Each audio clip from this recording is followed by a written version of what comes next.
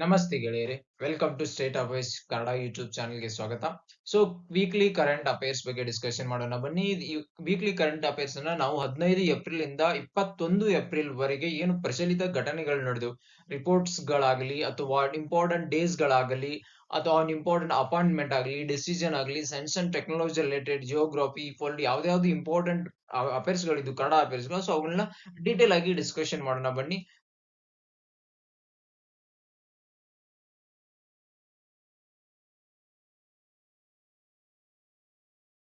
So ಹೋಗಿಂತ ಮುಂಚೆ weekly current affairs ಅಲ್ಲಿ ಯಾವ ಟಾಪಿಕ್ ಗಳನ್ನ ನಾವು ಡಿಸ್ಕಷನ್ ಮಾಡ್ತಾ ಇದ್ದೀವಿ. ಅಪಾಯಿಂಟ್ಮೆಂಟ್ ನ್ಯೂಸ್ ಆಗ್ಲಿ, ಅಂದ್ರೆ ವಾರದಲ್ಲಿ ಒಂದು ಯಾವ ಅಪಾಯಿಂಟ್ಮೆಂಟ್ ಗಳಾದವು, ಸೊ ಯಾವ ಡೇಸ್ ಗಳು ಇಂಪಾರ್ಟೆಂಟ್ ಡೇಸ್ ಗಳಿದ್ದು, ಅವುಗಳ ಥೀಮ್ ಗಳೇನು, ಅವಾರ್ಡ್ ಇನ್ ನ್ಯೂಸ್, ಯಾವ ಅವಾರ್ಡ್ ಗಳನ್ನ ಯಾರ್ಯಾರು ಕೊಟ್ಟಿದ್ದಾರೆ, ಸೊ ಸ್ಪೋರ್ಟ್ಸ್ ನ್ಯೂಸ್, ಯಾವ ಕ್ರೀಡೆಗಳು ನೀವು ಸುದ್ದಿಯಲ್ಲಿದ್ದವು, ಯಾವ ವರದಿಗಳು ಸುದ್ದಿಗಳಿದ್ದು, ವಿಜ್ಞಾನ ಮತ್ತು ತಂತ್ರಜ್ಞಾನಗಳ ಇಂಪಾರ್ಟೆಂಟ್ ಕಾನ್ಸೆಪ್ಟ್ ಗಳು ವರದಿಗಳಿದ್ದು, ಸೊ ಯಾವ ಪಾಲಿಟಿ ಮತ್ತು ಯಾವ ರೋಗಗಳು ಕೂಡ ನ್ಯೂಸ್ ಅಲ್ಲಿ ಇದ್ವಿ, geography and places in news. ನಿಮ್ಗೆ ಏನಾದ್ರು ಈ PDF ಬೇಕಾದ್ರೆ, ನಮ್ಮ ಕರೆಂಟ್ ಅಫೇರ್ಸ್ ನ್ಯೂಸ್ PDF ಬೇಕಾದ್ರೆ, ಸೊ PDF ನಮ್ಮ ಟೆಲಿಗ್ರಾಮ್ ಚಾನಲ್ ಅಲ್ಲಿ ಅವೈಲೇಬಲ್ ಇದೆ. ಸೊ ಟೆಲಿಗ್ರಾಮ್ ಚಾನಲ್ ಲಿಂಕ್ ಅನ್ನ ನಾವು ಡಿಸ್ಕ್ರಿಪ್ಷನ್ ಅಲ್ಲಿ ಕೊಟ್ಟಿದ್ದೀವಿ. So just click on that, you will get this PDF. So ಇವುಗಳ ಬಗ್ಗೆ ಡಿಸ್ಕಷನ್ ಮಾಡ್ತಾ ಇದೀವಿ. ಸೊ ಮೊದಲನೆಯ ಪ್ರಶ್ನೆಗಳೇ, ಏಪ್ರಿಲ್ 2024ರಲ್ಲಿ ನೌಕಾಪಡೆಯ 26ನೇ ಮುಖ್ಯಸ್ಥರಾಗಿ ನೇಮಕಗೊಂಡವರು ಯಾರು? Admiral Sunil Lamba, admiral Karambir Singh, admiral R Harikumar, admiral Dinesh Tripathi. ಗೆಳೆಯರ ಸರಿಯಾದ ಉತ್ತರ option D, that is admiral Dinesh Tripathi ಅವರು ನೌಕಾಪಡೆಯ 26ನೇ ಮುಖ್ಯಸ್ಥರಾಗಿ ನೇಮಕಗೊಂಡಿದ್ದಾರೆ. ಸೊ ಹಾಗಾದ್ರೆ 25ನೇ ಮುಖ್ಯಸ್ಥರು ಯಾರು? Admiral R Harikumar. 24ನೇ ಮುಖ್ಯಸ್ಥರು ಅಡ್ಮಿರಲ್ ಕರಂಬೀರ್ ಸಿಂಗ್ ಹಾಗೂ 24ನೆಯ ಮುಖ್ಯಸ್ಥರು ಯಾರು? ಅಡ್ಮಿರಲ್ ಸುನಿಲ್ ಲಂಬಾ. ಇದು ಪ್ರಜಾವಾಣಿ ನ್ಯೂಸ್ ಪೇಪರ್ ಬಂದಿತ್ತು. ಸೊ ನೌಕಾಪಡೆಯ ನೂತನ ಮುಖ್ಯಸ್ಥರಾಗಿ ದಿನೇಶ್ ಕುಮಾರ್ ತ್ರಿಪಾಠಿ ಅವರು ನೇಮಕಗೊಂಡಿದ್ದಾರೆ. ಹಾಗಾದ್ರೆ ಕಮಾಂಡರ್ ಇನ್ ಚೀಫ್ ಯಾರುಗಳೇ? ಕಮಾಂಡರ್ ಇನ್ ಚೀಫ್ ಅವರೇ ಭಾರತದ ರಾಷ್ಟ್ರಾಧ್ಯಕ್ಷರು. ಪ್ರೆಸೆಂಟ್ಲಿ ಭಾರತ ರಾಷ್ಟ್ರಾಧ್ಯಕ್ಷರು ಅವರೇ ಪ್ರೆಸಿಡೆಂಟ್ ದ್ರೌಪದಿ ಮುರ್ಮು ಅವರು. Chief defence of sub general Anil Chauhan. So ನಾವು presently appointed chief naval staff ಅವರು, ದಾಟ್ ಇಸ್ ಅವುಗಳ ರ್ಯಾಂಕ್ ಗಳು ನೋಡಬೇಕಾದ್ರೆ ಅದಕ್ಕಿಂತ ಮುಂಚೆ ಇಂಡಿಯನ್ ನೇವಿ ಸ್ಥಾಪನೆ ಬಗ್ಗೆ ನೋಡಿ. ಇದು ಇಂಡಿಯನ್ ನೇವಿಯ ಎಂಬ್ಲಮ್ ಸೆಮ್ ನೋ ಮೊರೊನಾ is the motto of the Indian navy. So 26 ಜನವರಿ 1951ರಂದು ಭಾರತದ ನೌಕಾಪಡೆಯು ಸ್ಥಾಪನೆಗೊಂಡಿತು. ಸೊ ಇದರ ಮುಖ್ಯ ಕಚೇರಿ ಇರತಕ್ಕಂಥದ್ದು integrated defence headquarter, minister of defence, New Delhi. So ಇದು ಯಾವುದು? ಮಿನಿಸ್ಟರ್ ಆಫ್ ಡಿಫೆನ್ಸ್ ಅಂಡರ್ ಅಲ್ಲಿ ಕೆಲಸವನ್ನ ಮಾಡುತ್ತೆ. These are the ranks of Indian navy. First top most rank ಅತಿ ಉಚ್ಚ ಸ್ಥಾನದಲ್ಲಿ ಇರತಕ್ಕಂಥ ಅಡ್ಮಿರಲ್, ಅವರ ಕೆಳಗಡೆ vice admiral, rear admiral, ಕಮಾಂಡೋರ್, then captain, commander, lieutenant, sub-lieutenant, and midshipman. These are the important position in this about important. So ಹಾಗಾದ್ರೆ ಭಾರತದ CEO ಆಗಿ ಯಾರು ನೇಮಕಗೊಂಡಿದ್ದಾರೆ? ನಳಿನ್ ನೇಗಿ, ದೀಪಕ್ ಮೆಹ್ರೋತ್ರಾ, ದನ್ ಶ್ರೀನಿವಾಸ್ ಪಾಲಿಯಾ, ಜಾಗೃತಿ ಕೊಟೇಚಾ. ಸೊ ಸರಿಯಾದ ಉತ್ತರ ನಳಿನ್ ನೇಗಿ ಅವರು ಭಾರತ್ ಪೇ ಸಿಇಒ ಆಗಿ ನೇಮಕಗೊಂಡಿದ್ದಾರೆ. ಸೊ ಭಾರತ್ ಪೇ ಬಗ್ಗೆ ಮಾತನಾಡಬೇಕಂದ್ರೆ ಇದು ಒಂದು ಫಿನ್ಟೆಕ್ ಕಂಪನಿ ಆಗಿದ್ದು ಇದರ ಸ್ಥಾಪನೆಯು 2018ರಲ್ಲಿ ಆಗಿದೆ. ಏನ್ ಮಾಡುದು? ಭಾರತದಲ್ಲಿ ಇರ್ತಕ್ಕಂಥ ರಿಟೇಲ್ ಮತ್ತು ಕಸ್ಟಮರ್ ಗೆ ಒಂದು ಫೈನಾನ್ಸಿಯಲ್ ಕಂಪನಿಯನ್ನು ನೀಡುತ್ತದೆ. ಸೊ ಇದು about Bharat pay appoints the Nalin Negi as a chief executive officer. Nalin Negi. So Bharat pay Indian ಇದು ಭಾರತದ ಫಿನ್ಟೆಕ್ ಕಂಪನಿ ಆಗಿದ್ದು ಇದು ಡಿಜಿಟಲ್ ಪೇಮೆಂಟ್ ವ್ಯವಸ್ಥೆಗಳನ್ನ ಮತ್ತು ಹಣಕಾಸಿನ ಸೇವೆಗಳನ್ನ ಸಣ್ಣ ವ್ಯಾಪಾರಿಗಳಿಗೆ ಮತ್ತು ಚಿಲ್ಲರೆ ವ್ಯಾಪಾರಿಗಳಿಗೆ ಮಾರುತ್ತದೆ. ಸೊ ಇದರ ಸ್ಥಾಪಕರು ಅಸ್ನೀಲ್ ಗ್ರೋವರ್ ಅಂಡ್ ಶಾಶ್ವತ್ ನಕ್ರಾಣಿ. ಸೊ ಇವರ ಹೆಡ್ ಕ್ವಾರ್ಟರ್ ಬಂದ್ಬಿಟ್ಟು ನ್ಯೂ ದೆಹಲಿ. ಸ್ಥಾಪನೆ ಏಪ್ರಿಲ್ 2018. ಸೊ ಹಾಗಾದ್ರೆ ಇಂಪಾರ್ಟೆಂಟ್ ಅಪಾಯಿಂಟ್ಮೆಂಟ್ ಬಗ್ಗೆ ನೋಡೋಣ. So DC director general of national security guard Nalin Prabhat ಅವರಾಗಿ ನೇಮಕಗೊಂಡಿದ್ದಾರೆ. MD managing director and chief executive officer of Dhanlaxmi bank Ajit Kumar KK. Navy chief Dinesh Kumar Tripathi. Joint director of central bureau of investigation, that is IPS officer Anurag Thakur. Space India brand ambassador Sanjana Sanghi ಅವರು. So Indian region head of the Intel Indian region ಆಗಿರ್ತಕ್ಕಂಥ Santosh Vishwanath appointed as a Indian region head of the tail. So secretary of the ministry of statics and programme implementation ಅವರು ಸೌರಭ್ ಗಾರ್ಗ್ ಅವರು. So ಇದು important appointment ಗಳ ಬಗ್ಗೆ ನೋಡಿದ್ದು. ಇನ್ ಮುಂದೆ important days ಗಳ ಬಗ್ಗೆ ನೋಡೋಣ. ಇಂಪಾರ್ಟೆಂಟ್ ಅಪಾಯಿಂಟ್ಮೆಂಟ್ ಗಳದು ಇಂಪಾರ್ಟೆಂಟ್ ಡೇಸ್ ಬಗ್ಗೆ. 1969ರಲ್ಲಿ ಭಾರತದ ಎಷ್ಟು ಬ್ಯಾಂಕ್ಗಳನ್ನ ರಾಷ್ಟ್ರೀಕರಣಗೊಳಿಸಲಾಯಿತು? 13, 14, 15, 16. ಸರಿಯಾದ ಉತ್ತರ ಆಪ್ಷನ್ ಬಿ 14. 1960ರಲ್ಲಿ ಭಾರತದಲ್ಲಿ 14 ಬ್ಯಾಂಕುಗಳನ್ನ ರಾಷ್ಟ್ರೀಕರಣಗೊಳಿಸಲಾಯಿತು. ಯಾವ ನೋಡಿ, 15 ಏಪ್ರಿಲ್ 1915ರಂದು ಭಾರತದ 6 ಭಾರತೀಯ ಬ್ಯಾಂಕ್ಗಳನ್ನ ಅವು ಯಾವುವು? ಪಂಜಾಬ್ ಮತ್ತು Sind bank, Vijaya bank, oriental bank of commerce ಪ್ರಸ್ತುತ Punjab national bank, corporation bank ಪ್ರಸ್ತುತ union bank of India, Andhra bank ಪ್ರಸ್ತುತ union bank of India. So ಹಾಗೆ ನ್ಯೂ ಬ್ಯಾಂಕ್ ಆಫ್ ಇಂಡಿಯಾ ಪ್ರಸ್ತುತ ಪಂಜಾಬ್ ನ್ಯಾಷನಲ್ ಬ್ಯಾಂಕ್. ಹಾಗಾದ್ರೆ ಬ್ಯಾಂಕ್ ಗಳ ಬಗ್ಗೆ ನೋಡೋಣ ಗೆಳೆಯರೆ. ಸೊ ಎಷ್ಟು 1969 1951 ಸ್ಟೇಟ್ ಬ್ಯಾಂಕ್ ಆಫ್ ಇಂಡಿಯಾ ಒಂದ್ ಮಾತ್ರ ನ್ಯಾಷನಲೈಸ್ಡ್ ಬ್ಯಾಂಕ್ ಆಗಿತ್ತು. But government of India thought that so ಒಂದು ಹಣಕಾಸಿನ ವ್ಯವಸ್ಥೆಯು ಭಾರತದ ಮೂಲೆ ಮೂಲೆಗಳಲ್ಲಿ ಹೋಗಿ ಮುಟ್ಟಬೇಕನ್ನೋ ಒಂದೇ ಒಂದು ಆದೇಶದಿಂದ ಭಾರತವು 1969 14 ಬ್ಯಾಂಕ್ಗಳ ರಾಷ್ಟ್ರೀಕರಣ ಮಾಡಿದ್ದು. ಮುಂದೆ ಹೋಗಿ 1980ರಲ್ಲಿ 6 ಬ್ಯಾಂಕ್ಗಳನ್ನ ರಾಷ್ಟ್ರೀಕರಣ ಮಾಡಲಾಯಿತು. A list of bank nationalised in 1969.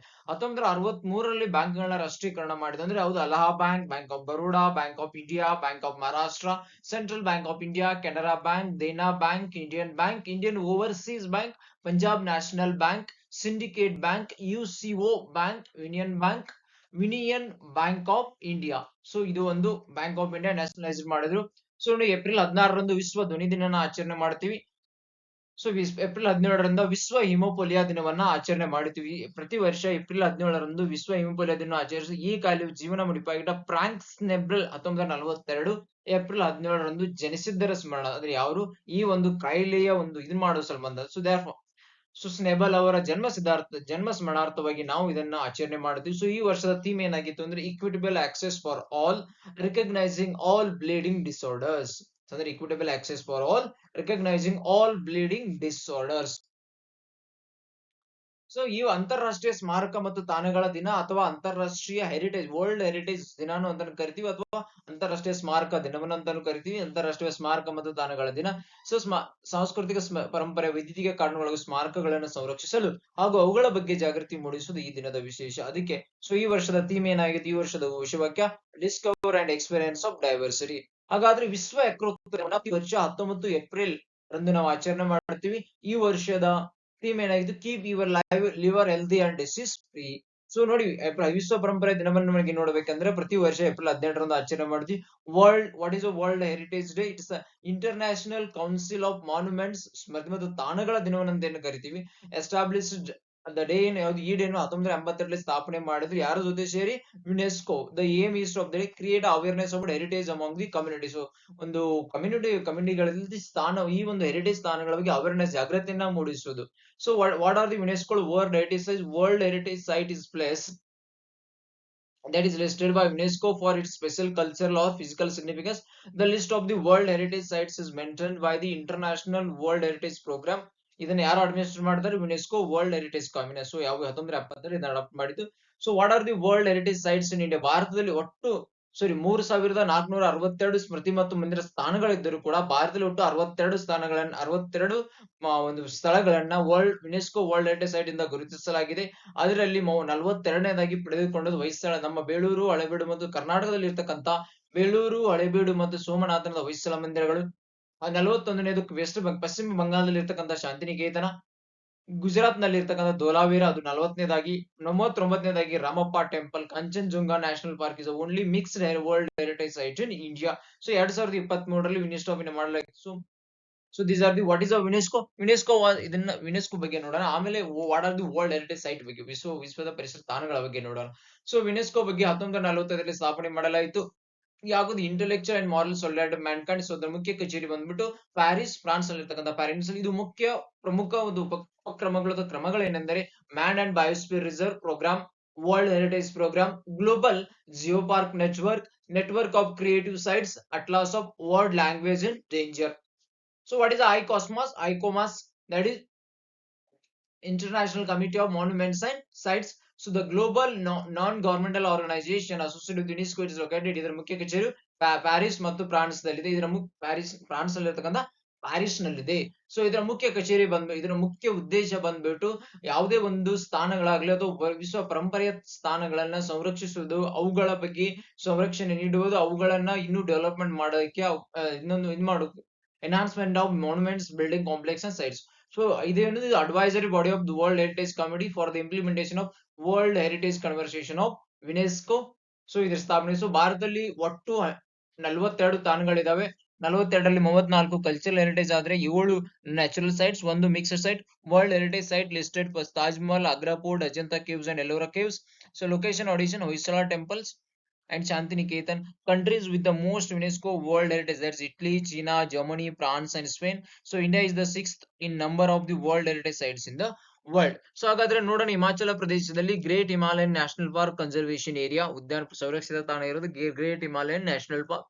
So Chandigarh, ಚಂಡೀಗಢಲ್ಲಿ architectural work of Le Corbusier and outstanding contribution of the modern movement. ರಾಜಸ್ಥಾನದಲ್ಲಿ ಸೊ ಕೋಟೆಗಳು, ರಾಜಸ್ಥಾನದ ಕೋಟೆಗಳು, ಆಮೇಲೆ ಕೇವಲಾದೇವ್ ರಾಷ್ಟ್ರೀಯ ಉದ್ಯಾನವನ, ಜಂತರ್ ಮಂತರ್ ಜೈಪುರ್ನಲ್ಲಿರ್ತಕ್ಕಂಥ ಜಂತರ್ ಮಂತರ್ ರಾಜಸ್ಥಾನದ ಜೈಪುರ್ ನಗರ.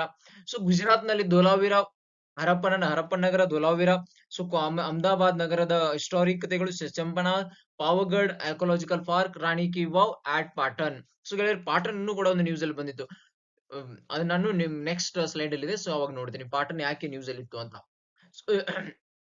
ಎಲ್ಲೋರಾ ಕೇವ್ಸ್, ಎಲ್ಲೋರಾ ಗುಹೆಗಳು, ಅಜಂತಾ ಗುಹೆಗಳು, ಎಲ್ಪಂಟಾ ಗುಹೆಗಳು ಮತ್ತು Chhatrapati Shivaji terminus, this railway terminal, so railway station. So Victoria Gothic and art deco installation Mumbai. So ಗೋವಾದಲ್ಲಿ churches of convents of Goa. So ಕರ್ನಾಟಕದಲ್ಲಿ, ನಮ್ಮ ಕರ್ನಾಟಕದಲ್ಲಿ group of monuments at Pattadakal, group of monuments at Hampi, Hoysala temples at Belur, Halebidu and Somanathapura. So Western Ghats is also natural, it's considered natural sites. So mountain railways of India, Darjeeling Himalayan railway, ಪಶ್ಚಿಮ ಬಂಗಾಳದ Darjeeling Himalayan railway, ತಮಿಳುನಾಡಲ್ಲಿ ಇರ್ತಕ್ಕಂಥ Nilgiris mountain ರೈಲ್ವೆಗಳು, Himachal ಪ್ರದೇಶದಲ್ಲಿ ಇರ್ತಕ್ಕಂಥ ಕೈಕಿ ಸಿಮಿಲಿಯರ್ railway. So ತಮಿಳುನಾಡಲ್ಲಿ ಇರ್ತಕ್ಕಂಥ group of monuments at Mahabalipuram, great at living Chola temples. So Telangana Kakatiya Rudreshwara temple, Madhya Pradesh Buddhist monuments at Sanchi, rock shelters of Bhimbetka, Khajuraho group of monuments. ಉತ್ತರ ಪ್ರದೇಶದಲ್ಲಿರ್ತಕ್ಕಂಥ ಆಗ್ರಾ ಕೋಟೆ, ತಾಜ್ ಮಹಲ್, ಫತೇಪುರ್ ಸಿಕ್ರಿ. ಒಡಿಸ್ಸಾದಲ್ಲಿರ್ತಕ್ಕಂಥ ಸೂರ್ಯ ಮಂದಿರ, ಕೊನಾರ್ಕ್. ವೆಸ್ಟ್ ಬಂಗಾಳದಲ್ಲಿರ್ತಕ್ಕಂಥ ಸುಂದರ್ಬನ್ ರಾಷ್ಟ್ರೀಯ ಉದ್ಯಾನವನ, ಶಾಂತಿನಿಕೇತನ್. ಅಸ್ಸಾಂನಲ್ಲಿ Kaziranga national park, Manas wildlife sanctuary. ಸಿಕ್ಕಿಂನಲ್ಲಿರ್ತಕ್ಕಂಥ ಕಾಂಚನಜುಂಗ ನ್ಯಾಷನಲ್ ಪಾರ್ಕ್. ಬಿಹಾರದಲ್ಲಿರ್ತಕ್ಕಂಥ ಆರ್ಕಿಯಾಲಜಿ ಸೈಟ್ ಆಫ್ ನಾಳಂದ ಮಹಾವಿಶ್ವವಿದ್ಯಾಲಯ, ಮಹಾಬೋಧಿಜಿ ಟೆಂಪಲ್ ಕಾಂಪ್ಲೆಕ್ಸ್ ಅಟ್ ಬೋಧಗಯಾ, ಬೋಧಗಯಲ್ಲಿರ್ತಕ್ಕಂಥ ಮಹಾಬೋಧಿ ಟೆಂಪಲ್ ಕಾಂಪ್ಲೆಕ್ಸ್. ಸೊ ಡೆಲ್ಲಿಯಲ್ಲಿರ್ತಕ್ಕಂಥ Humayun tomb, Qutub Minar and its monuments, red fort complex. ಉತ್ತರಾಖಂಡದಲ್ಲಿರ್ತಕ್ಕಂಥ Nanda Devi and valley of flowers at national park. So these are the important. So ನೀವೇನಾದ್ರೂ ನಮ್ಮ YouTube ಚಾನಲ್ಗೆ subscribe ಮಾಡಿಲ್ಲ ಅಂದ್ರೆ ಸಬ್ಸ್ಕ್ರೈಬ್ ಮಾಡಿ, ಲೈಕ್, ಶೇರ್, ಕಮೆಂಟ್ ಮಾಡಿ. ಸೊ ಇಲ್ಲಿರ್ತಕ್ಕಂಥ ನಿಮಗೆ ಪ್ರತಿ ನೋಟ್ಸ್ ಗಳು ಕೂಡ ನಿಮ್ಗೆ ನಮ್ಮ PDF ಗಳ ಮುಖಾಂತರ ನಮ್ಮ ಟೆಲಿಗ್ರಾಮ್ ಚಾನಲ್ ಸಿಗ್ತವೆ. ಸೊ ನಮ್ಮ ಟೆಲಿಗ್ರಾಮ್ ಚಾನಲ್ ಅಲ್ಲಿ ನೀವೇನಾದ್ರೂ ಫಾಲೋ ಮಾಡಿದಿಲ್ಲ ಅಂದ್ರೆ ಅಲ್ಲಿ ಕೂಡ ಫಾಲೋ ಮಾಡಿ. ಸೊ ಮುಂದೆ ಹೋಗೋಣ. ಸೊ ನೋಡಿ, April 21 national civil service day 2024, honouring steel frame of India. That is ಈ ವರ್ಷದ ಘೋಷವಾಕ್ಯ empowering citizens, strengthening governance. So 2022 April 22 world earth day 2024, planet versus plastics ಘೋಷವಾಕ್ಯವಾಗಿತ್ತು. ಸೊ ನೋಡೋಣ ಗೆಳೆಯರಿ, ನೋಡಿ ಈಗ ನಾವೇನ್ ನೋಡಿದ್ವಿ, ಇಂಪಾರ್ಟೆಂಟ್ ಅಪಾಯಿಂಟ್ಮೆಂಟ್ ಗಳ ಬಗ್ಗೆ ನೋಡಿದ್ವಿ, ಇಂಪಾರ್ಟೆಂಟ್ ದಿನಗಳ ಬಗ್ಗೆ ನೋಡಿದ್ವಿ, ಅದ್ರ ಥೀಮ್ ಗಳ ಬಗ್ಗೆ ಕೂಡ. ಇನ್ ಮುಂದೆ ಅವಾರ್ಡ್ ಗಳ ಬಗ್ಗೆ ನೋಡೋಣ. Awards. So April 2024 Lata Dinanath Mangeshkar ಪ್ರಶಸ್ತಿಯನ್ನು ಯಾರಿಗೆ ಒಲಿದು ಬಂದಿದೆ? ರಾಮನಾಥ್ ಕೋವಿಂದ್, ಅಮಿತಾಬ್ ಬಚ್ಚನ್, ಸೋನು ನಿಗಮ್, ನರೇಂದ್ರ ಮೋದಿ. ಸರಿಯಾದ ಉತ್ತರಗಳೇರೆ ಅಮಿತಾಬ್ ಬಚ್ಚನ್ ಮಂಗೇಶ್ಕರ್ ಅವರಿಗೆ ಪ್ರಶಸ್ತಿ ನೀಡಿದೆ. ಬಾಲಿವುಡ್ ನ ಬಿಗ್ ಬಿ ಅಮಿತಾಬ್ ಬಚ್ಚನ್ ಅವರಿಗೆ 2024ನೇ ಸಾಲಿನ ಲತಾ ದೀನಾನಾಥ್ ಮಂಗೇಶ್ಕರ್ ಪ್ರಶಸ್ತಿ ಒಲಿದು ಬಂದಿದೆ. ಏಪ್ರಿಲ್ 24ರಂದು ಅವರಿಗೆ ಈ ಪ್ರಶಸ್ತಿ ಪ್ರದಾನ ಮಾಡಿ ಗೌರವಿಸಲಾಗುತ್ತದೆ. ಖ್ಯಾತ ಗಾಯಕಿ ಲತಾ ಮಂಗೇಶ್ಕರ್ ನಿಧನರಾದ 2022 ಫೆಬ್ರವರಿ 6ರಂದು ಮಂಗೇಶ್ಕರ್ ಕುಟುಂಬ ಮತ್ತು ಟ್ರಸ್ಟ್ ಜಂಟಿಯಾಗಿ ಈ ಪ್ರಶಸ್ತಿ ಸ್ಥಾಪಿಸಿದೆ.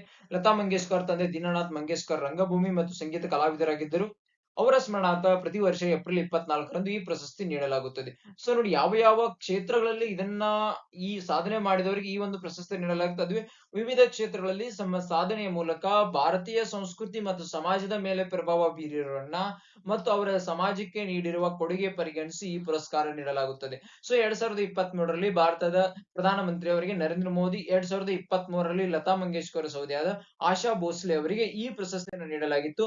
So what is Lata Mangeshkar award? Dinanath Mangeshkar award ಬಗ್ಗೆ ನೋಡಬೇಕೇನೆಂದರೆ, ಇದು ಒಂದು Lata Dinanath Mangeshkar award was issued by memory and honour of the legend. ಅವರ ಸ್ಮರಣಾರ್ಥವಾಗಿ ಸಂಗೀತ ಗಾಯಕಿ Lata Mangeshkar. So award will be given every year to only one individual, ಒಬ್ಬ ವ್ಯಕ್ತಿಗೆ ಮಾತ್ರ. Who has been made a path breaking spectacular ನೋಡಿದಿಲ್ಲ. ಸೊ 2022 ಪ್ರೈಮ್ ಮಿನಿಸ್ಟರ್ ನರೇಂದ್ರ ಮೋದಿಗೆ, 2023 ಲತಾ ಮಂಗೇಶ್ಕರ್ ಅವರಿಗೆ. ಲತಾ ಮಂಗೇಶ್ಕರ್ ನಾವು ಭಾರತದ ಗಾನ ಕೋಗಿಲೆ ಅಂತಾನೂ ಕೂಡ ಕರಿತೀವಿ. ಇವರು 1971ರಲ್ಲಿ first Indian to perform the Royal Albert Hall, ಅಂದ್ರೆ ರಾಯಲ್ ಆಲ್ಬರ್ಟ್ ಹಾಲ್ ಅಲ್ಲಿ ಪ್ರಥಮ ನೋಡಿ ಮೊದಲನೆಯ ಭಾರತೀಯರು ಯಾರದ್ರಲ್ಲಿ ಈ ಗಾಯನವನ್ನ ಮಾಡಿ ತೋರಿಸ ಅವರೇ ನಮ್ಮ ಲತಾ ಮಂಗೇಶ್ಕರ್ ಅವರು.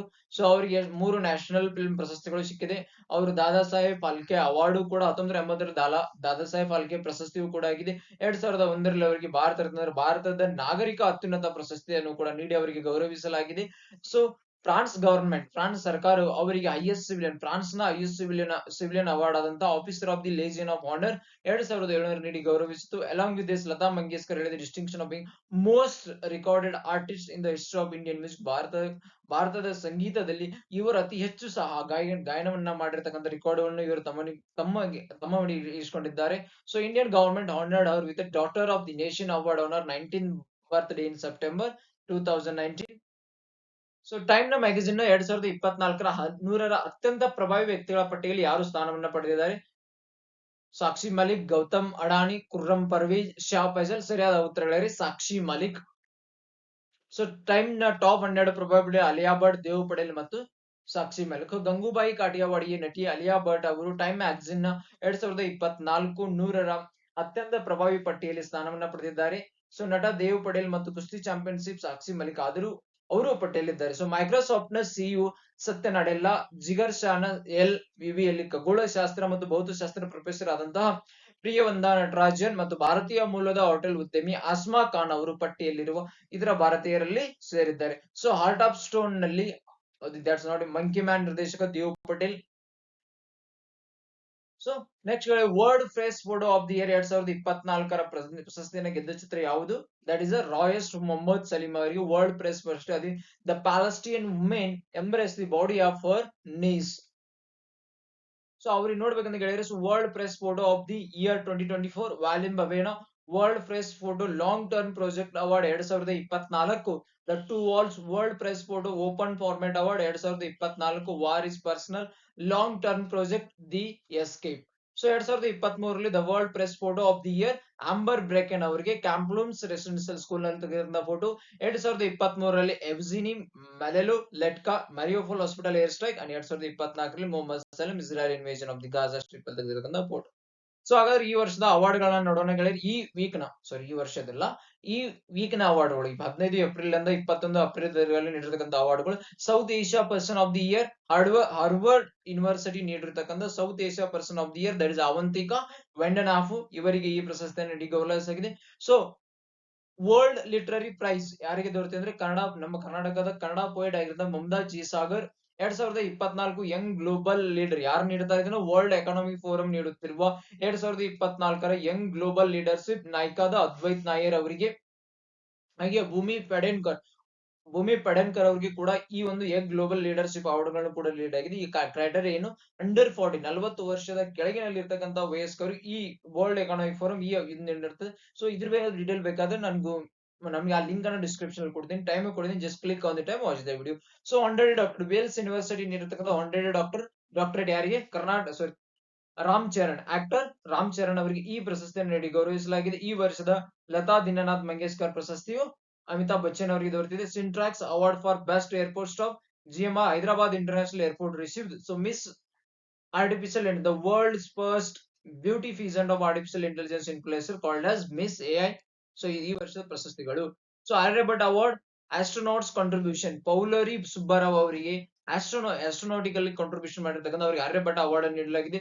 World fresh photo 2024 Mohammed Salem award ನೋಡಿ. ಸೊ ಈಗ ನೋಡಿ ನಾವು ಇಂಪಾರ್ಟೆಂಟ್ ಡೇಸ್ ಬಗ್ಗೆ ಡಿಸ್ಕಷನ್ ಮಾಡಿದ್ವಿ, ಇಂಪಾರ್ಟೆಂಟ್ ಅಪಾರ್ಟ್ಮೆಂಟ್ ಗಳ ಬಗ್ಗೆ ಡಿಸ್ಕಷನ್ ಮಾಡಿದ್ವಿ, ಇಂಪಾರ್ಟೆಂಟ್ ಅವಾರ್ಡ್ ಗಳ ಬಗ್ಗೆ ಡಿಸ್ಕಷನ್ ಮಾಡಿದ್ವಿ. ಈಗ ಇಂಪಾರ್ಟೆಂಟ್ ಸ್ಪೋರ್ಟ್ಸ್ ಗಳ ಬಗ್ಗೆ ಕೂಡ ಡಿಸ್ಕಷನ್ ಮಾಡೋಣ. ಡಿಸ್ಕಸ್ ಎಷ್ಟುವಾಗ ಕ್ರೀಡಾಪಟುಗಳು ಎಷ್ಟು ವ್ಯಾಸವಿರುವ ವೃತ್ತದೊಳಗಿರಬೇಕು? ಅದು 2.5 ಮೀಟರ್. ಸರಿಯಾದ ಉತ್ತರ 2.5 ಮೀಟರ್. ಸೊ ಡಿಸ್ಕಸ್ ಥ್ರೋ ವಿಶ್ವ ದಾಖಲೆ ಪೇಪರ್ ಅದು ಅಪೇರ್ ಆಗಿತ್ತು. ಸೊ ಲಿಥುವೇನಿಯಾದ ಮಿಕೋಲಸ್ ಅಲೆನ್ಕಾ ಅಮೆರಿಕ ರಮೋನದಲ್ಲಿ ನಡೆಯುತ್ತಿರುವ ಒಕ್ಲಾಮ್ ಡಿಸ್ಕಸ್ ಎಲ್ಲಿ ನಡೆಯುತ್ತಿರುವುದು?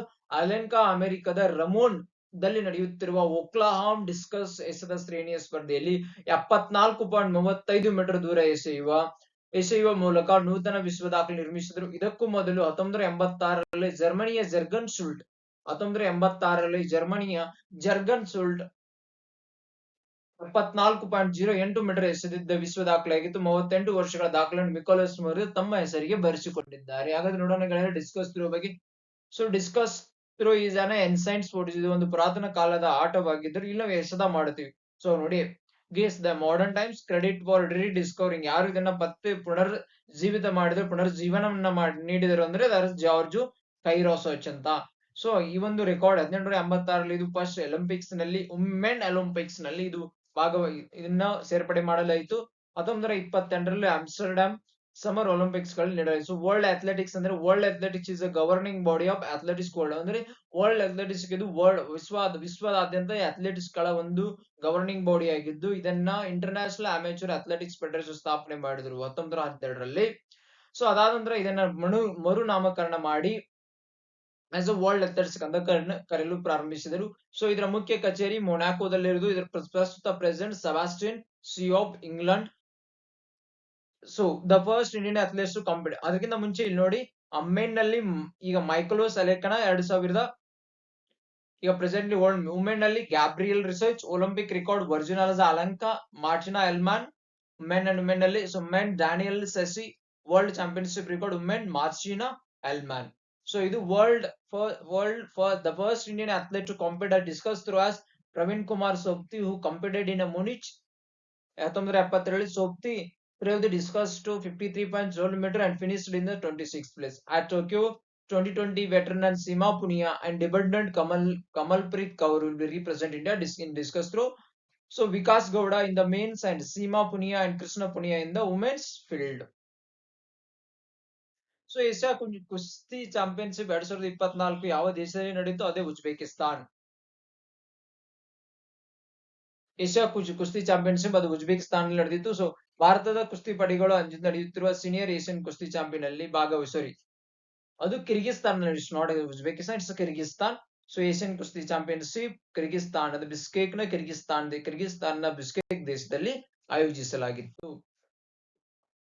Asian wrestling championship 2024 Indian medal winners ನೋಡಬೇಕಾದ್ರೆ ಯಾರ್ಯಾರು ಗೋಲ್ಡ್ ಮೆಡಲ್ ಅಂದ್ರೆ ಉದಿತ್ ಅವರು ಸಿಲ್ವರ್ ಮೆಡಲ್ 58 kg ವಿಭಾಗದಲ್ಲಿ, ರಾಧಿಕಾ, ಅನುಜ್, ಅಂಜು, ಹರ್ಷಿತಾ, ಅಭಿಮನ್ಯು, ವಿಕ್ಕಿ, ಶಿವಾನಿ ಪವಾರ್, ಅಂತಿಮ್, ಮನೀಶ್ ಅವರು ಗೋಲ್ಡ್ ಅನ್ನು ಗೆದ್ಕೊಂಡಿದ್ದಾರೆ, ಮೆಡಲ್ ಅನ್ನು ಗೆದ್ಕೊಂಡಿದ್ದಾರೆ. ಸೊ ರಾಷ್ಟ್ರೀಯ ಮಹಿಳಾ ಹಾಕಿ ಲೀಗ್ 2024-25 ಮೊದಲನೇ ಬಾರಿಗೆ ಎಲ್ಲಿ ಆಯೋಜಿಸಲಾಗಿದೆ? ರಾಂಚಿ, ಪಟ್ನಾ, ಭುವನೇಶ್ವರ್, ಇಂದೋರ್. ಸೊ ಇದು ರಾಂಚಿಯಲ್ಲಿ. So hockey India on Tuesday ಎಲ್ಲಿ ground breaking institute the national women's hockey league 2024-2025 ಇದನ್ನ ಜಾರ್ಖಂಡ್ ರಾಜಧಾನಿ ರಾಂಚಿಯಲ್ಲಿ. ಸೊ 30 ಏಪ್ರಿಲ್ ಇಂದ 9 ಮೇ 2024 ಯಾವ ಗ್ರೌಂಡ್ ಅಲ್ಲಿ ಇದು ನಡೀತಾ ಇದೆ? Marang Gomke Jaipal Singh astroturf hockey stadium, FIH Olympic qualifiers. So ಇದು ಪ್ರಥಮ ನಡೀತಿದೆ. ಹಾಗಾದ್ರೆ Wisden leading cricketer of the year ಯಾರಿಗೆ ದೊರೆತಿದೆ? So leading cricket of the year Pat Cummins, ಆಸ್ಟ್ರೇಲಿಯಾದ ಕ್ಯಾಪ್ಟನ್ ಆದಂತ ಫ್ಯಾಟ್ ಕಮಿನ್ಸ್ ಮತ್ತು ಇಂಗ್ಲೆಂಡ್ ನ ನ್ಯಾಟ್ ಸ್ಟುವರ್ಟ್ ಬ್ರಂಟ್ ಅವರಿಗೆ ಈ ಪ್ರಶಸ್ತಿಯನ್ನು ನೀಡಲಾಗಿದೆ. ಸೊ ಟ್ರಾವಿಸ್ ಹೆಡ್ ಅವರಿಗೆ individual performance by men or women in a test match during the previous calendar year for his 163 against India in the world test championship final, while Hayley Matthews has been named the leading T20 cricketer in the world. So ಹಾಗಾದ್ರೆ 5 Wisden cricketer of year: Harry Brook England, Ashleigh Gardner Australia, Usman Khawaja Australia, Mitchell Starc Australia, then Mark Wood England ಇವರಿಗೆ ದೊರಕಿದೆ. ಇದೊಂದು ಅಲ್ಮ್ಯಾಕ್ ಸಂಸ್ಥೆ, Wisden cricketer ಅಲ್ಮ್ಯಾಕ್ ಸಂಸ್ಥೆಯು ನೀಡುತ್ತದೆ. So ಈ ವರ್ಷದ ನೋಡೋಣ ಯಾರ್ಯಾರು ಯಾವ್ದು national women carrom title Rashmi Kumari ಅವರು ವಿನ್ಸ್ ಫಾರ್ 12 ಬಾರಿಗೆ ಇವರು ರಶ್ಮಿ ಕುಮಾರ್ ಗೆದ್ಕೊಂಡಿದ್ದಾರೆ. 6 sixes in over. International player, international game ನಡೀತಿರುವಾಗ ಇಂಟರ್ನ್ಯಾಷನಲ್ ಕ್ರಿಕೆಟ್ ದಲ್ಲಿ ಪ್ರಥಮ ಬಾರಿಗೆ ಸೊ ನೇಪಾಳ ಕ್ರಿಕೆಟರ್ ದೀಪೇಂದರ್ ಸಿಂಗ್ ಅವರು ಒಂದು ಓವರ್ ನಲ್ಲಿ 6 ಸಿಕ್ಸ್ ಗಳನ್ನ ಹೊಡೆಯುವ ಮುಖಾಂತರ ಜೈಂಟ್ ಇಲೈಟ್ ಕ್ಲಬ್ ಅನ್ನ ಸೇರಿಕೊಂಡಿದ್ದಾರೆ. ಡಿಸ್ಕಸ್ ನೋಡಿದ್ವಿ, ಮೈಕಲೋಸ್ ಅಲೆಂಕಾ ಅವರು ವರ್ಲ್ಡ್ ರೆಕಾರ್ಡ್ ಅನ್ನ ಮಾಡಿದ್ದಾರೆ. ಸೊ ಮಾಂಟೆ ಕಾರ್ಲೋ ಮಾಸ್ಟರ್ ನಲ್ಲಿ ಸ್ಟೆಫನ್ ಸ್ಟ್ರಿಮ್ಸ್ that the third time in 4 years. So first Indian to hit 500 T20 that is Rohit Sharma. President top cricketer Pat Cummins and Nat Burn. 13th European girl mathematical Olympiad 2012 won by India. So the lowest limbo skating over 25 meters, that is Aksavi Wagani sets new world record. Asuncha Lakrawad, Deepika Soren honored with some maiden Chinese Grand Prix victor, that is Red Bulls Max Verstappen claims the youngster challenger who that is Guke Sichu's name in chess is to become a youngest challenger.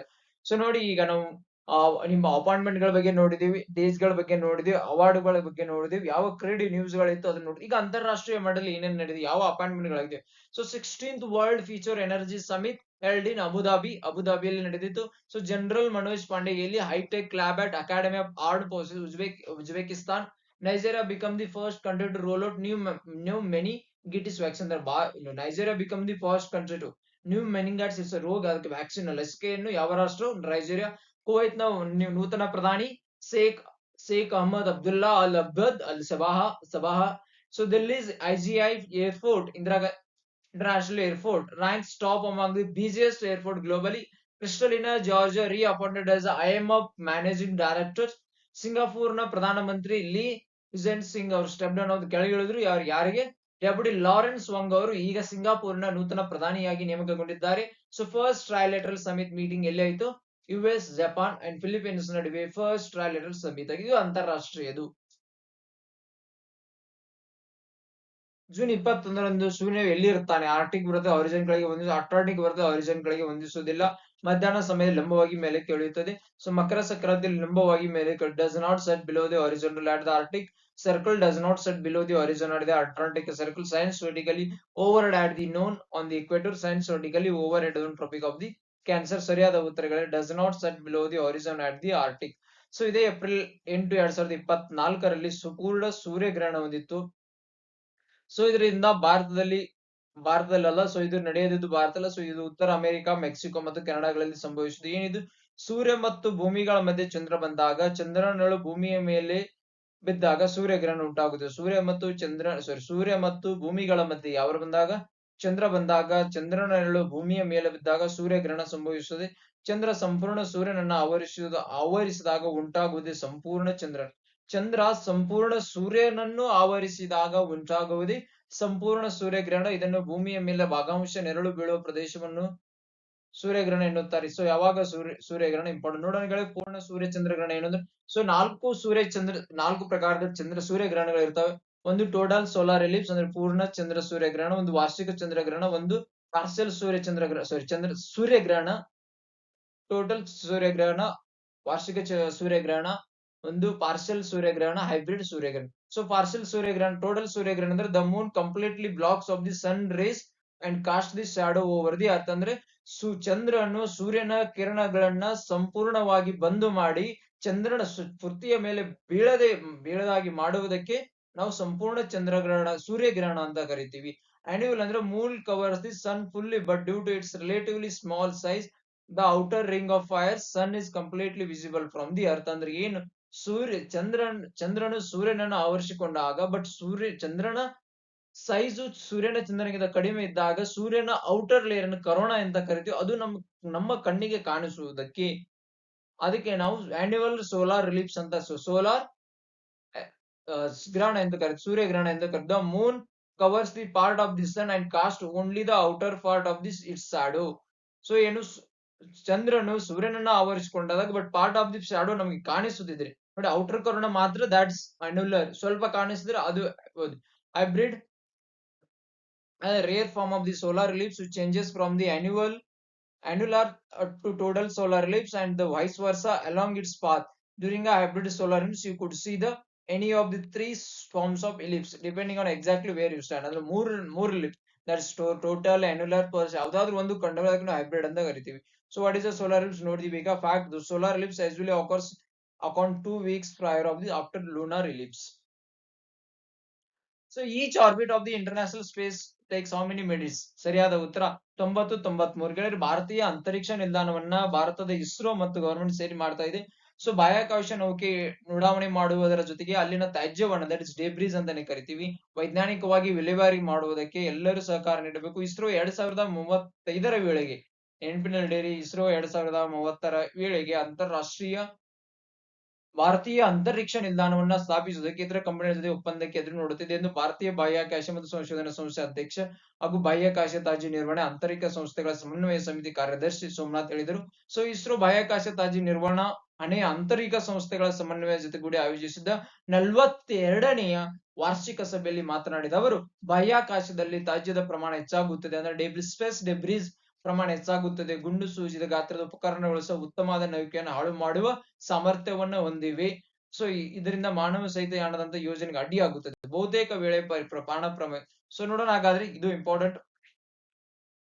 So UPI ಎನ್ನುವುದು ಬಹು bank ಖಾತೆಗಳನ್ನ ಒಂದೇ mobile application ಗೆ power ಮಾಡುವ ವ್ಯವಸ್ಥೆ ಆಗಿದೆ. So that is unified payment interface. So ಭಾರತದ UPI ಸೇವೆ ಎಷ್ಟು ರಾಷ್ಟ್ರಗಳಿದೆ? ಒಟ್ಟು 7 ರಾಷ್ಟ್ರಗಳಿದೆ.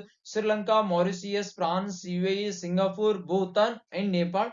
Sri Lanka, Mauritius, France, UAE, Singapore and Bhutan. So ಇಲ್ಲಿವರೆಗೆ ನೋಡಿದ್ವಿ ಎಷ್ಟು ಸೆಕ್ಯೂರಿಟಿ ಅಂದ್ರೆ that is 2 steps or 3 steps, total 3 steps ಇದನ್ನ ಹೊಂದಿರತಕ್ಕಂಥದ್ದು, ಸೆಕ್ಯೂರಿಟಿಯನ್ನ ಹೊಂದಿರತಕ್ಕಂಥದ್ದು. ಸೊ ಇದು ಭಾರತಕ್ಕೆ ಮಾತ್ರ ಸೀಮಿತ, ಇದು ಭಾರತದವರೆಗೆ ಕೂಡ ಕಾರ್ಯನಿರ್ವಹಣೆಯನ್ನ ಮಾಡ್ತಾ ಇದೆ. ಸೊ UPI ಪೇಮೆಂಟ್ ಬಗ್ಗೆ ಮಾತನಾಡಬೇಕೆಂದ್ರೆ ಇದು ಯುನಿಫೈಡ್ ಪೇಮೆಂಟ್ ಇಂಟರ್ಫೇಸ್ ತರ ವಿಸ್ತೃತ ರೂಪ. ಇದು instant inter bank payment system, national payment corporation of India, national payment corporation of India. So ಇದರ ಸ್ಥಾಪನೆ 2016ರಲ್ಲಿ. ಇದರ website national payment corporation of India. So about unified payment interface ನೋಡ್ಬೇಕಂದ್ರೆ, unified payment UPI is a digital and real-time payment system developed by the ಯಾರು NPCI, national payment corporation of India. So ಇದನ್ನ 2016ರಲ್ಲಿ ಉದ್ಘಾಟನೆ ಮಾಡಿಗೊಳಿಸಲಾಗಿದೆ. It's design to enable peer to peer inter bank transfer through the single 2-click factor authentication process. NPCI ಬಗ್ಗೆ ಮಾತನಾಡಬೇಕಂದ್ರೆ, NPCI is the umbrella organization of operating retail payment and settlement system in India. Retail payment and settlement systems in India. So it is an initiative of the RBI and the Indian Banks Association. ಯಾರು ಉಪಕ್ರಮ? ಇದು reserve bank of India ಮತ್ತು Indian bank of association. ಒಟ್ಟು 10 member ಗಳನ್ನ ಹೊಂದಿರತಕ್ಕಂತ Indian bank association member ಗಳು ಪೇಮೆಂಟ್ ಇದನ್ನೆಲ್ಲವನ್ನು ಮಾಡ್ಬಿಡ್ತದೆ. The 10 main promoter of the NPCI are Punjab national bank. ಯಾರು ಇಂಡಿಯನ್ ಬ್ಯಾಂಕ್ಸ್ ಅಸೋಸಿಯೇಷನ್ 10 ಪ್ರಮುಖ ಇನ್ಕಾರ್ಪೊರೇಟ್ ಅಂದ್ರೆ ಯಾರು? Punjab national bank, state bank of India, Canara bank, union bank of India, bank of Baroda, ICICI Bank Limited, Bank of India, HSBC, Citibank and HDFC Bank Limited. So ಇದು ಹೌದು. So ಇದರ NPCI ಆದ head quarter ಮುಂಬೈನಲ್ಲಿದೆ.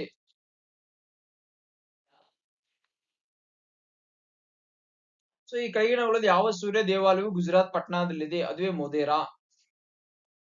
So ದೇಗುಲಗಳ ಮೇಲೆ ಸೂರ್ಯ ರಶ್ಮಿ ಬೀಳುವ ಕೌತುಕಗಳು ಎಂಬ article paper ಅಲ್ಲಿ appear ಆಗಿತ್ತು. So ರಾಮನವಮಿಯಿಂದ ವಿಶಿಷ್ಟ ತಂತ್ರಜ್ಞಾನದ ಮೂಲಕ ಅಯೋಧ್ಯೆಯ ರಾಮ ಮಂದಿರದಲ್ಲಿ ಬಾಲರಾಮನ ಹಣೆಗೆ ಸೂರ್ಯ ರಶ್ಮಿ ಬೀಳುವಂತೆ ಮಾಡುವಲ್ಲಿ ರೂರ್ಕಿ IT ವಿಜ್ಞಾನಿಗಳು ಯಶಸ್ವಿಯಾಗಿದ್ದಾರೆ. ಆದರೆ ವಿಶೇಷ ದಿನಗಳಂದು ಸೂರ್ಯ ರಶ್ಮಿ ಬೀಳುವಂತೆ ವಾಸ್ತುಶಿಲ್ಪವನ್ನು ಭಾರತೀಯ ದೇವಾಲಯಗಳು ಬಹುತೇಕ ಹಿಂದೆಯೇ ನಿರ್ಮಿಸಲಾಗಿದೆ. ಯಾವ್ಯಾವು ಅಂದ್ರೆ, ಅನಂತ ಪದ್ಮನಾಭ ಸ್ವಾಮಿ ದೇವಾಲಯ ಕೇರಳದ ತಿರುವನಂತಪುರದಲ್ಲಿರ್ತಕ್ಕಂಥ ಅನಂತ ಪದ್ಮನಾಭ ಸ್ವಾಮಿ ದೇವಾಲಯ, ಆಂಧ್ರ ಪ್ರದೇಶದ ಶ್ರೀಕಾಕುಳಂದ ಅರಸವಳ್ಳಿ ದೇಗುಲ, ಸೊ ಮೊಧೇರಾದ ಸೂರ್ಯ ದೇಗುಲ, ಬೆಂಗಳೂರಿನಲ್ಲಿರ್ತಕ್ಕಂಥ ಗಳಿಗನಾಥೇಶ್ವರ ದೇವಾಲಯದಲ್ಲಿ ಮಕರ ಸಂಕ್ರಾಂತಿ ಹಬ್ಬದಲ್ಲಿ ಬೀಳುವುದು. ಸೋಮೇಶ್ವರ ದೇಗುಲ ಕರ್ನಾಟಕದ ಗದಗ ಜಿಲ್ಲೆಯ ಲಕ್ಷ್ಮೇಶ್ವರ ತಾಲೂಕಿನ ಸೋಮೇಶ್ವರ ದೇಗುಲದಲ್ಲಿ ಇರ್ತಕ್ಕಂಥ ಸೋಮೇಶ್ವರ ದೇಗುಲ. ಸೊ ವೇದನಾರಾಯಣ ದೇಗುಲ ಆಂಧ್ರದ ತಿರುಪತಿ ಬಳಿ ಇರುವ ವೇದನಾರಾಯಣ ದೇಗುಲ. ಸೊ ಒಡಿಸಾದ ಕೋಣಾರ್ಕ್ ಸೂರ್ಯ ದೇಗುಲದಲ್ಲಿ ಪ್ರತಿ ವರ್ಷ ಸೂರ್ಯ ರಶ್ಮಿಗಳು ಬೀಳುತ್ತವೆ. ಸೊ ಹಾಗಾದ್ರೆ sun temple at Modhera dates back.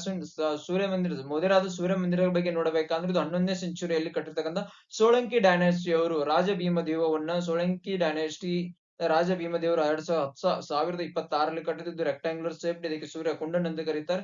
So ಇದರ ಸೂರ್ಯ ಮಂದಿರಗಳನ್ನು ನೋಡಬೇಕಾದ್ರೆ ಕೋಣಾರ್ಕ್, ಮಾರ್ತಾಂಡ, ದಕ್ಷಿಣಾರ್ಕ, ಒಡಿಶಾ, ಜಮ್ಮು ಅಂಡ್ ಕಾಶ್ಮೀರ್, ಗಯಾ, ಬಿಹಾರ್. ಸೊ ಏನಿದು ಪ್ರಾಜೆಕ್ಟ್ ಸೂರ್ಯ ತಿಲಕ ಎಂದರೆ? ನೋಡಿ, ಪ್ರಾಜೆಕ್ಟ್ ಸೂರ್ಯ ತಿಲಕ ಎಂದರೆ ರಾಮ ಜನ್ಮಭೂಮಿಯ ತೀರ್ಥ ಕ್ಷೇತ್ರ ಟ್ರಸ್ಟ್ ಅಲ್ಲಿ ಸೂರ್ಯನ ಮೇಲೆ ರಾಮಲಲ್ಲಾನ ಹಣೆಯ ಮೇಲೆ ಸೂರ್ಯನ ಕಿರಣಗಳನ್ನ ಬೀಳುವ ಹಾಗೆ ಮಾಡುವುದಕ್ಕೆ ನಾವು ಪ್ರಾಜೆಕ್ಟ್ ಸೂರ್ಯ ತಿಲಕ ಅಂದ್ರೆ ಇದು ಹೇಗೆ ಕೆಲಸ ಮಾಡುತ್ತದೆ ಅಂದ್ರೆ, ಸೂರ್ಯನ ಕಿರಣಗಳ ಮುಖಾಂತರ ಬಂದು ಬೀಳುವುದಕ್ಕೆ. ಸೊ ಅಲ್ಲಿದೆ ಓದ್ಕೊಂಬಿಡಿ. ಸೊ 2 ವರ್ಷಗಳಲ್ಲಿ ವಿನ್ಯಾಸ ಸಿದ್ಧ. ಇದನ್ನ ಯಾರ್ಯಾರು IIT ರೂರ್ಕಿ ಮತ್ತು Indian institute of astrophysics Bengaluru ಕೂಡ ಇದರಲ್ಲಿ ಕೈ ಜೋಡಿಸಿದೆ, ನೆನಪಿನಲ್ಲಿಡಿ. So India's first satellite was named, ಸರಿಯಾದ ಉತ್ತರ ಆರ್ಯಭಟ್ಟ. ಸೊ ಇದು ಆರ್ಯಭಟ್ಟದ ಬಗ್ಗೆ ಇನ್ಫಾರ್ಮೇಶನ್. ಸೊ ನಾವು ಮಿಷನ್ ಬಗ್ಗೆ ನೋಡಬೇಕಾದ್ರೆ Chandrayaan program, lunar Chandrayaan 1 start date 20 October 2021, end date 28 October 2028ರಲ್ಲಿ. Chandrayaan 2 orbital Chandrayaan 3 11 July 2023. ಹಾಗಾದ್ರೆ ಸೂರ್ಯನಲ್ಲಿ Aditya L1 inter planetary that is Mars orbit mission ಇನ್ನೊಂದು ಹೋಗ್ತಾ ಇದೆ. ಸೊ ನೋಡೋಣ. ಸೊ ಇದು ಇಂಪಾರ್ಟೆಂಟ್. ಇಸ್ರೋದ ಫ್ಯೂಚರ್ ಪ್ರಾಜೆಕ್ಟ್ ಗಳು ಯಾವುದು? NISAR that is NASA ISRO synthetic aperture radar. NISAR ಅಂದ್ರೆ NASA ISRO synthetic aperture radar. So May 2024 ಇಂದ ನಾಸಾರ್ ಸ್ಯಾಟಲೈಟ್ ಇಂದ ಇದನ್ನು ಬಿಡುಗಡೆ ಮಾಡಲಾಗುತ್ತದೆ. ಸೊ ಸ್ಪೇಡೆಕ್ಸ್ ಇದು ಸ್ಪೇಸ್ ಡಾಕಿಂಗ್ ಎಕ್ಸ್ಪೆರಿಮೆಂಟ್ ಆಗಿದ್ದು, Gaganyaan 1 test flight, Gaganyaan 2 test flight. ಇದು ಕೂಡ ವೆನಸ್ ಆರ್ಬಿಟರ್ ಮಿಷನ್, ಶುಕ್ರಯಾನ ಅಂತ ಕರಿತೇವೆ ಅದಕ್ಕೆ. ಅದು ಕೂಡ ಇನ್ನು ಟೈಮ್ ಡಿಸೈಡ್ ಆಗಿಲ್ಲ, yet to be decided. So Venus orbiter. So Mars orbiter mission ನಟ್ಸ್ ಮಂಗಳಯಾನ ಮಿಷನ್ ಅಂತ ಏನಿತ್ತು ಅದಕ್ಕೆ Mars orbiter mission yet to decide to Mars orbiter. Gaganyaan 3 crewed spacecraft. Lunar polar exploration mission that is lunar lander rover that is Chandrayaan 4 establish 2024 lunar lander sample return. So again Bharatiya Antariksh station 2028ರಿಂದ 2030ರವರೆಗೆ space station ಇದು. AstroSat 2 at to be decided date. So space telescope. So first bullet train in India will connect Ahmedabad, Mumbai, Delhi, Mumbai, Ahmedabad, Agra, Delhi, Ahmedabad. ಸರಿಯಾದ ಉತ್ತರ. ಸದ್ದಿಲ್ಲದ ದೇಸಿ bullet rail ಗೆ ಅಹಮದಾಬಾದ್ ಮತ್ತು Mumbai.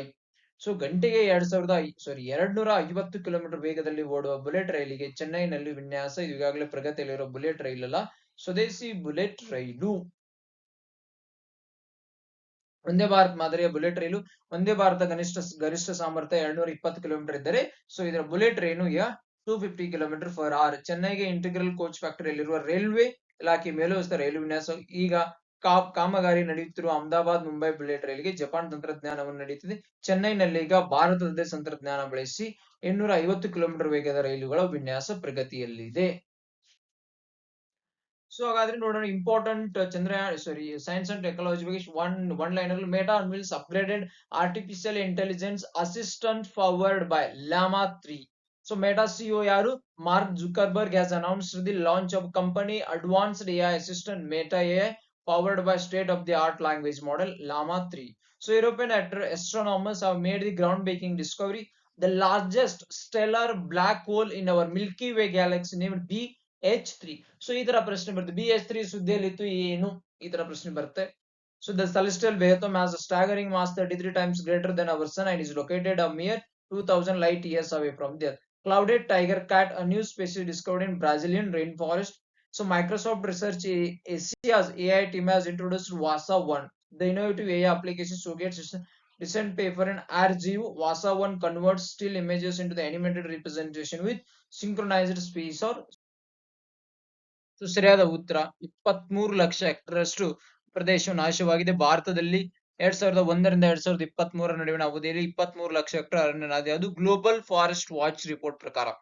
So 2001 ಮತ್ತು 2023 ನಡುವಿನ ಅವಧಿಯಲ್ಲಿ ಭಾರತವು 23 ಲಕ್ಷ ಹೆಕ್ಟೇರ್ ಪ್ರದೇಶವನ್ನು ವಾಸಿಸುವಷ್ಟು ಮರಗಳನ್ನು ಕಳೆದುಕೊಂಡಿದೆ ಎಂದು ಗ್ಲೋಬಲ್ ಫಾರೆಸ್ಟ್ ವಾಚ್ ಶುಕ್ರವಾರ ಬಿಡುಗಡೆ ವರದಿಯಿಂದ ತಿಳಿಸಿದೆ. 2000 ಬಳಿಕ ಅರಣ್ಯ ಪ್ರದೇಶವು 6% ಕಡಿಮೆಯಾಗಿದೆ ಎಂದು ಅದು ಹೇಳಿದೆ. ಸೊ ಅಬೌಟ್ ಗ್ಲೋಬಲ್ ಫಾರೆಸ್ಟ್ ಬಗ್ಗೆ ಮಾತನಾಡಬೇಕೆಂದರೆ so it is open source web application to monitor the global forest in near real time using a satellite data and other sources. It is a project of the Washington-based non-profit research organization in the World Resource Institute. The most of the data is compiled by the University of Maryland researchers. So ನೋಡೋಣ ಮುಂದೆ. So ಭಾರತದಲ್ಲಿ ಏನಾದರೂ ಇದೆ, the loss of primary forest, those untouched by the people and sometimes known as old growth forest. This tropics is declined by 9% last year compared to 2020. So the world last year lost about 37,000 square ಚದರ kilometre ಅಷ್ಟು ಅರಣ್ಯವನ್ನ ಕಳೆದುಕೊಂಡಿದೆ. Brazil, democratic republic Congo and Bolivia top the ranking of the most primary forest losses. So ಯಾವ ರಾಷ್ಟ್ರಗಳು top ಅಲ್ಲಿ ಇದೆ? Congo, Brazil, Congo and Bolivia. So deforestation globally ಎಷ್ಟಾಗ್ತಿದೆ ವಾರ್ಷಿಕವಾಗಿ?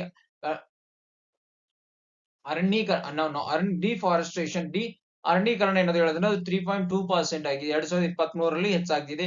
So India ಎಷ್ಟಾಗಿದೆ? 2.33 ಮಿಲಿಯನ್ ಹೆಕ್ಟೇರ್ಸ್ ಅಷ್ಟು ಗಿಡಗಳನ್ನ ಕಳೆದುಕೊಂಡಿದೆ. equivalent to 6% decrease in the tree covering during this. The country lost 414,000 hectares of humid primary forest from the 2002, making 18% of the tree cover. Between 2001 ಮತ್ತು 2022 ನೋಡಿದ್ರೆ forest in India emitted of 51 million tons of carbon dioxide equivalent year and removed 1.41 billion tons of carbon dioxide equivalent. ಯಾಕೆ ಅರಣ್ಯ important ನೋಡಿ ಗೆಳೆಯರೆ? 1.41 million tons of carbon dioxide ಕೂಡ remove ಮಾಡಿದೆ. So this year net carbon sink is 89.9 million tons of carbon dioxide equivalent year. So an average of 51 million tons of carbon dioxide equivalent per year was released into the atmosphere as a result of tree cover loss in India. So ಭಾರತದಲ್ಲಿ ನೋಡಬೇಕಂದ್ರೆ ಅಸ್ಸಾಂನಲ್ಲಿ ಅತಿ ಹೆಚ್ಚು ಗಿಡಗಳನ್ನ ಕಡಿಯಲಾಗಿದೆ. 3 24,000 hectares compared to average of 66,600 hectares. Mizoram lost 3,12,000 hectares of tea cover. Arunachal Pradesh 2,62,000 hectares. Nagaland 2,59,000 hectares. Manipur 2,40,000 hectares. So India employment outlook 2030 ವರದಿಯ ಪ್ರಕಾರ 2028ಕ್ಕೆ ಭಾರತದಲ್ಲಿ ಎಷ್ಟು ಏರುವ ಸಾಧ್ಯತೆ ಇದೆ? ಸೊ ಇಂಡಿಯಾ ಎಂಪ್ಲಾಯ್ಮೆಂಟ್ ಔಟ್ಲುಕ್ 2030 ವರದಿ ಪ್ರಕಾರ ಸೇವಾ ವಲಯದ ಬೆಳವಣಿಗೆಗೆ ಹೆಚ್ಚು. ಸೊ 2028ಕ್ಕೆ ಉದ್ಯೋಗ 22% ಏರಿಕೆ ಸಾಧ್ಯತೆವಾಗಿದೆ. ಹಾಗಾದ್ರೆ ನೋಡೋಣ. ಸೊ ಇಂಡಿಯಾ ಎಂಪ್ಲಾಯ್ಮೆಂಟ್ ಔಟ್ಲುಕ್ 2030 ಯಾರು ರಿಲೀಸ್ ಮಾಡಿದ್ದಾರೆ? Observer research foundation. Observer research foundation ಇರುವುದು in founder by R.K. Misra, President Samir Saran, Chairman Sanjay Joshi, founded in 50 September 1920, headquartered in Delhi.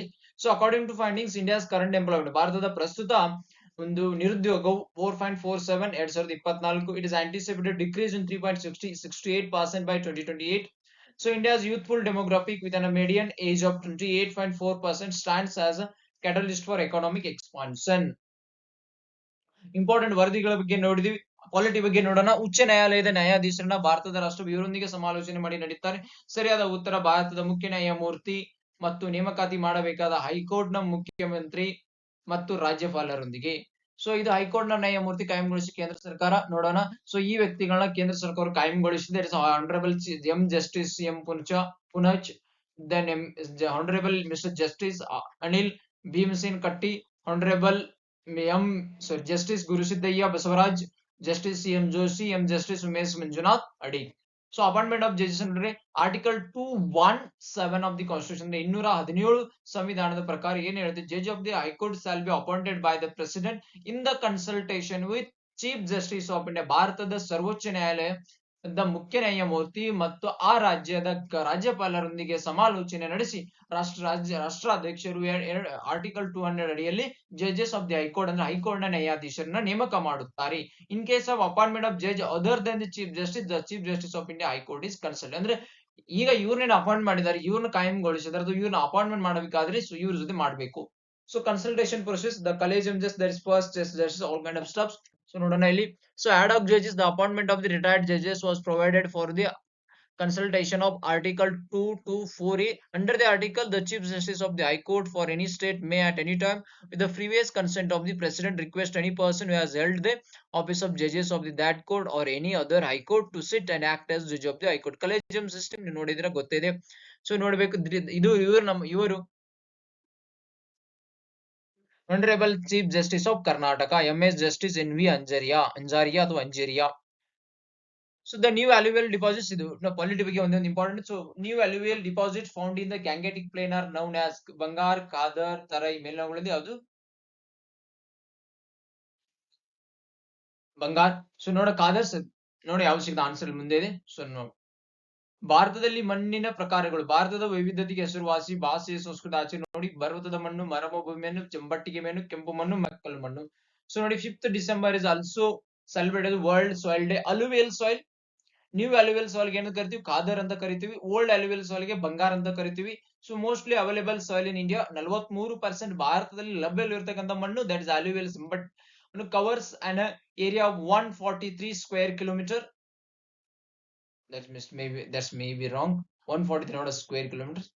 So in Indus, Ganga, Brahmaputra plain, Narmada, Tapi plain, etc. examples. New aluminum is termed as Khadar and old ಹಳೆಯ ಮಣ್ಣನ್ನು ನಾವೇನ್ ಕರಿತೀವಿ? ಬಂಗಾರ ಅಂತ ಕರಿತೀವಿ. So ಇದು potash ಅತಿ ಹೆಚ್ಚು ಪೊಟ್ಯಾಷಿಯಂ ಹೊಂದಿರತಕ್ಕಂಥದ್ದು, ರಿಚ್ ಆದ್ರೆ ಕಡಿಮೆ ಕೊರತೆ ಇರತಕ್ಕ ಫಾಸ್ಫರಸ್ ಇದೆ. ನಾವು ಬೆಳೆಗಳ ಗೋಧಿ, ಅಕ್ಕಿ, ಜೋಳ, ಸಕ್ಕರೆ, ಕಬ್ಬು, ಕಾಳುಗಳು, ಎಣ್ಣೆ ಪದಾರ್ಥಗಳನ್ನ ಬೆಳಿತೀವಿ. ಕೆಂಪು ಮಣ್ಣು ಮೇನ್ಲಿ ಲೋ ರೈನ್, ಕಡಿಮೆ ಮಳೆಯಾಗುವ ಪ್ರದೇಶದಲ್ಲಿ ಕೆಂಪು ಮಣ್ಣು ಕಂಡು ಬರುತ್ತದೆ. ಇದಕ್ಕೆ ನಾವು ಒಮ್ನಿಬಸ್ ಗ್ರೂಪ್ ಅಂದನ್ನು ಕೂಡ ಕರಿತೀವಿ. So porous and friable structure absence in lime and kankar. So deficient ಏನ್ deficient lime, phosphate, manganese, nitrogen, humus, potash ಇದೆಲ್ಲ ಕೊರತೆ ಹೊಂದಿದ್ರೆ ಇದು ಯಾವ ಕಲರ್ ಅನ್ನ ಹೊಂದಿರುತ್ತೆ? Red, because of ferric oxide. ನೋಡಿ ಕಲರ್ ಫೆರಿಕ್ ಆಕ್ಸೈಡ್ ಇಂದ ಕೆಂಪು ಕಲರ್ ಅನ್ನ ಹೊಂದಿರುತ್ತೆ. Low layer is reddish yellow or yellow structure sandy to clay or loam. ಇದರಲ್ಲಿ ಗೋಧಿ, ಹತ್ತಿ, ಕಾಳುಗಳು, ತಂಬಾಕು, ಎಣ್ಣೆ ಬೀಜಗಳು, ಪೊಟ್ಯಾಟೋಗಳನ್ನ ಬೆಳಿತೀವಿ. ಸೊ ನೆಕ್ಸ್ಟ್ ನೋಡ್ಬೇಕು ಕೆಂಪು ಸಾಯಿಲ್, ರೆಗ್ಯೂರ್ ಸಾಯಿಲ್. ಇದು ಹತ್ತಿಯನ್ನ ಬೆಳೆಯೋಕೆ ಅತ್ಯುತ್ತಮ ಮಣ್ಣು. Best soil for cotton cultivation. Deccan mature soil, high water retaining capacity, rich minerals ಗಳಲ್ಲಿ iron, lime, calcium, potassium, aluminium and magnesium ಅಲ್ಲಿ ರಿಚ್ ಇದ್ದರೆ, ಕೊರತೆಯಲ್ಲಿ nitrogen, phosphorus and organic matter ಕೊರತೆ ಇದೆ. So colour deep back to light black, texture clay, laterite soil. The name from the Latin word later, which means brick. It becomes so soft when wet and so hard. ಅಂದ್ರೆ ಏನುದಾಗ so move ಆದಾಗ ನೀರ್ ಮೇಲೆ ಬಿದ್ದಾಗ ತುಂಬಾ ಮೆತ್ತಗಾಗುತ್ತೆ, ಒಣಗಿ ಹೋದಾಗ ತುಂಬಾ ಕಲ್ಲಾಗುತ್ತೆ. In the areas of the high temperature iron, ಎಲ್ಲಿ ಅತಿ ಹೆಚ್ಚು ಉಷ್ಣತೆ ಮತ್ತು ಅತಿ ಹೆಚ್ಚು ಮಳೆ ಆಗುವ ಪ್ರದೇಶದಲ್ಲಿ ಈ ಮಣ್ಣು ಕಂಡು ಬರುತ್ತದೆ. ಸೊ ಐರನ್ ಮತ್ತು ಅಲ್ಯೂಮಿನಿಯಂ ಅಲ್ಲಿ ಅತಿ ಹೆಚ್ಚು ಹೊಂದಿದ್ದರೆ ಇದು ನೈಟ್ರೋಜನ್, ಪೊಟ್ಯಾಸಿಯಂ, ಲೈಮ್, ಹ್ಯೂಮಸ್ ಅಲ್ಲಿ ಕೊರತೆಯನ್ನು ಹೊಂದಿರುತ್ತದೆ. Red colour due to iron oxide. ಇದರಲ್ಲಿ ಯಾಕೆ red colour? Iron oxide red colour. So ಇದರಲ್ಲಿ ಅಕ್ಕಿ, ರಾಗಿ, ಕಬ್ಬು ಮತ್ತು ಕ್ಯಾಶ್ಯೂ ನಟ್ಸ್ ಕೂಡ ಬೆಳಿತೀವಿ. So desert or arid soil deposit mainly by wind activities, ಅಂದ್ರೆ ಗಾಳಿಯಲ್ಲಿ ಆಗಿರ್ತಕ್ಕಂಥ ಚಟುವಟಿಕೆಗಳ ಮೂಲಕ ಗಾಳಿ ತಂದ್ಬಿಟ್ಟು ಹೋಗಿರಬಹುದು ಅಥವಾ ಗಾಳಿ ಎಳ್ಕೊಂಡು ಹೋಗಿರಬಹುದು. ಹೈ ಸಾಲ್ಟ್, ಅತಿ ಹೆಚ್ಚು ಉಪ್ಪಿನಾಂಶನ ಹೊಂದಿರತಕ್ಕಂಥದ್ದು. ಲ್ಯಾಕ್ ಆಫ್ ಮಾಯಿಶ್ಚರ್ ಮತ್ತು humus. Kankar or impure calcium carbon content is high which restricts infiltration of water. Nitrogen is insufficient and phosphate is normal. Peaty or marshy soil it is come. ಇದು ಎಲ್ಲಿ ಕಂಡು ಬರುತ್ತೆ ಅಂದ್ರೆ ಏರಿಯಾಸ್ ಆಫ್ ಅತಿ ಹೆಚ್ಚು rainfall ಮತ್ತು ಅತಿ ಹೆಚ್ಚು ಹ್ಯುಮಿಡಿಟಿ, ಆರ್ದ್ರತೆ ಕಂಡು ಬಂದಲ್ಲಿ ಇದ್ದಲ್ಲಿ ಈ ಒಂದು ಮಣ್ಣು ಕಂಡು ಬರುತ್ತದೆ. Forest and hill soils are found in densely ಫಾರೆಸ್ಟೆಡ್, ಅತಿ ಹೆಚ್ಚು ಮರಗಳ ಅರಣ್ಯಗಳನ್ನ ಹೊಂದಿರತಕ್ಕಂಥ ಪ್ರದೇಶದಲ್ಲಿ ಈ ಮಣ್ಣು ಕಂಡು ಬರುತ್ತದೆ. ಸೊ ಕರ್ನಾಟಕದಲ್ಲಿ ಯಾವ ಮಣ್ಣುಗಳು ಕಂಡು ಬರ್ತದೆ ಅಂದ್ರೆ ಕಪ್ಪು ಮಣ್ಣು, laterite soil, coast alluvial soil. So ಜಗತ್ತಿನ ಜನಸಂಖ್ಯಾ ಸ್ಥಿತಿ 2024 ವರದಿಯನ್ನು ಯಾವ ಸಂಸ್ಥೆಯು ಬಿಡುಗಡೆಗೊಳಿಸಿದೆ? ಅಂತಾರಾಷ್ಟ್ರೀಯ ಹಣಕಾಸು ನಿಧಿ, united nation national population fund, ವಿಶ್ವ ಆರೋಗ್ಯ ಸಂಸ್ಥೆ, united nation development program, that is united nation population fund. ಭಾರತದ ಜನಸಂಖ್ಯೆ 144 ಕೋಟಿ ಅಂತ ವಿಶ್ವಸಂಖ್ಯೆ ಜನಸಂಖ್ಯೆ ನಿಧಿ ವರದಿಯ ಪ್ರಕಾರ. ಸೊ ಮುಖ್ಯಾಂಶ ನೋಡಿದ್ರೆ 2006ರಿಂದ 2023ರವರೆಗೆ ನಡೆದ ಬಾಲ್ಯ ವಿವಾಹ ಪ್ರಮಾಣ 23%. ವಿಕಲಚೇತನ ಮಹಿಳೆಯರು ಲಿಂಗ ಆಧಾರಿತ ಹಿಂಸೆಗೆ ಒಳಗಾಗುವ ಸಾಧ್ಯತೆ 10% ಹೆಚ್ಚಾಗಿದೆ. ಸೊ ಉದ್ಯೋಗ ಸ್ಥಳಗಳನ್ನ ಮತ್ತು ಶಿಕ್ಷಣ ಜಾತಿ ಆಧಾರಿತ ತಾರತಮ್ಯ ಹೆಚ್ಚಾಗಿದೆ. ಕಾಲು ಭಾಗದಷ್ಟು ಮಹಿಳೆಯರಿಗೆ ಲೈಂಗಿಕತೆ ಬೇಡ ಎಂದು ಹೇಳಲು ಸಾಧ್ಯವೇ ಆಗುತ್ತಿಲ್ಲ. 40% ದೇಶಗಳಲ್ಲಿ ನಾರಿಯರಿಗೆ ದೈಹಿಕ ಸ್ವಾತಂತ್ರ್ಯ ದುರ್ಬಲವು ಉಂಟಾಗಿದೆ. ನೋಡೋಣ ಮುಂದೆ ಇದ್ರ ಬಗ್ಗೆ. So the united nation population fund ಬಗ್ಗೆ ಮಾತನಾಡಬೇಕಂದ್ರೆ state of the world population 2024 ಈ ವರದಿಯನ್ನ ಮಾಡಿದ್ರು. ಸೊ ಇದ್ರ ಬಗ್ಗೆ ನೋಡೋಕೆ ಯುನೈಟೆಡ್ ನೇಷನ್ ಪಾಪ್ಯುಲೇಷನ್ ಫಂಡ್ ಬಗ್ಗೆ, ಇದರ ಸ್ಥಾಪನೆ 1963ರಲ್ಲಿ. ಸೊ ಇದರ ಮುಖ್ಯ ಕಚೇರಿ New York city, United States of America. ಇದರ ಹೆಡ್ ನಟಾಲಿಯಾ ಕೇನಮ್. ಸೊ ಅಂದಿದ್ರು ಯಾವ್ದೋ ವರದಿಯಿಂದ ರಿಲೀಸ್ ಮಾಡಿದ್ರೆ state of the world population report 2024. ಹಾಗಾದ್ರೆ ಭಾರತದಲ್ಲಿ ನೋಡ್ಬೇಕಂದ್ರೆ India's population was recorded 1.21 billion during the last census conducted in 2011ರಲ್ಲಿ. ಇದು ರಿಪೋರ್ಟ್ ಏನನ್ನ ರಿವೀಲ್ ಮಾಡ್ತಾ ಇದೆ, ರಿಪೋರ್ಟ್ ಏನ್ ಇದು ಮಾಡ್ತಾ ಇದೆ ಅಂದ್ರೆ, ಸೊ 24% ವರೆಗೆ ಅಂದ್ರೆ ಶೂನ್ಯದಿಂದ 14 ವರ್ಷದವರೆಗೆ 24%, 10ರಿಂದ 19 ವರ್ಷದ ನಡುವೆ ಇರತಕ್ಕಂಥ 17%, 10ರಿಂದ 24 ವರ್ಷದ ನಡುವೆ ಇರತಕ್ಕಂಥ 26%, 15ರಿಂದ 64 ವರ್ಷ 68%, ಡೆಮೋಗ್ರಾಫಿಕ್ ಡಿವಿಡೆಂಡ್ ಅಂತ ಕರಿತೀವಿ, that is 68%, 65 and above 7%. Life expectancy main 21 ವರ್ಷ, ಮಹಿಳೆಯರಿಗೆ 21 ವರ್ಷ. ಮಹಿಳೆಯರಿಗೆ 74 ವರ್ಷ, ಪುರುಷರಿಗೆ 71 ವರ್ಷ. Percentage of child marriage in India was at 23% between 2006 ಮತ್ತು 2006. Maternal death in India significantly ಗಣನೀಯವಾಗಿ ಇಳಿಕೆಯಾಗಿದೆ, making up to 8% of global maternal fertilities. So H1 ಇದು ರಿಪೋರ್ಟ್ಗಳ ಬಗ್ಗೆ ನೋಡಿದ್ವಿ. So H1N1 virus related to which of the following H1N1 virus ಕೆಳಗಿನ ಯಾವುದಕ್ಕೆ ಕ್ಷಯ ರೋಗ, ಹಂದಿ ಜ್ವರ, ಹಕ್ಕಿ ಜ್ವರ, chicken pox, that is avian influenza, ಹಕ್ಕಿ ಜ್ವರ. ಸೊ ಮನುಷ್ಯರಲ್ಲಿ ಹೆಚ್ಚುತ್ತಿರುವ ಹಕ್ಕಿ ಜ್ವರ, ವಿಶ್ವ ಆರೋಗ್ಯ ಸಂಸ್ಥೆ ಎಚ್ಚರಿಕೆ.